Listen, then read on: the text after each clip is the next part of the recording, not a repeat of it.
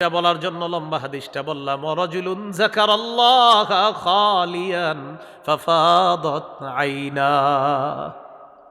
নির্জনে আল্লাহরে স্মরণ করছে, চোখ দিয়ে পানি পড়ছে।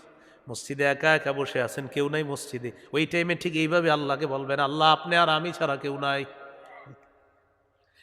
রাত ৩টা-৪টা বাজে উঠলেন, ওঠার পর সবাই ঘুমায়, আপনি ওই মুহূর্তে বসলেন, লেপটা কম্বলটা মুড়ি দিয়ে বসে বসে চোখের পানি ছাড়লেন আর বললেন, আল্লাহ আমার যে পরিমাণ গুনাহ আছে মাওলা, আমার সন্তানরা জানলে বাবা বলে পরিচয় দিবে না, আমার বাবা জানলে ছেলে বলে পরিচয় দিবে না, আমার বিবি জানলে স্বামী বলে পরিচয় দিবে না। আল্লাহ আপনি তো সাত্তার, আপনি তো সব গোপন করে রাখেন। আল্লাহ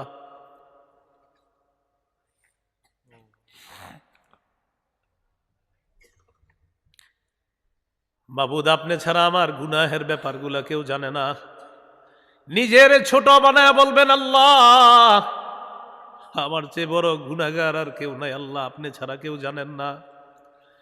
নির্জনে আল্লাহকে স্মরণ করেন আর 2 ফোঁটা চোখের পানি বের করার চেষ্টা করেন। এইভাবে নির্জনে আল্লাহকে একাকিত্বে ভাবেন, দেখবেন চোখে পানি আসবে।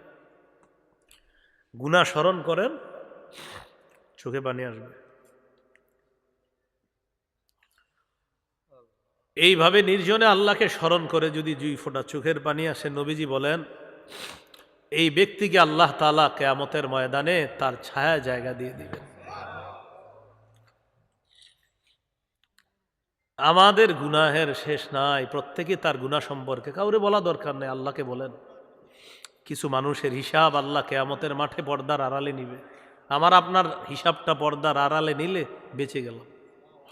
পর্দার আড়ালে নিয়ে বলবে, তারিফু জাম্বা কাজা ও কাজা, তুই এই গুনাহ করছো না তুমি? জি আল্লাহ করছি। 3 বার স্বীকৃতি নেওয়ার পর আল্লাহ তাআলা বলবেন, তুমি কিছু কিছু ভালো কাজ করেছিলা, নির্জনে ডেকেছিলা, নির্জনে স্মরণ করেছিলা, আমি আল্লাহকে আল্লাহ বলে মেনে নিয়েছিলাম, তোমার চোখ থেকে চোখের পানি বের হয়েছিল, তোমার ওই আমলগুলা খুব ভালো ছিল, যাও কাউকে বলা দরকার নাই, তোমার ডান হাতে আমল নামা দিয়ে দিলাম, মাফ করে দিলাম। আল্লাহর সাথে একটু সম্পর্ক করার চেষ্টা করেন, আল্লাহ তৌফিক দান করেন। 7 নাম্বার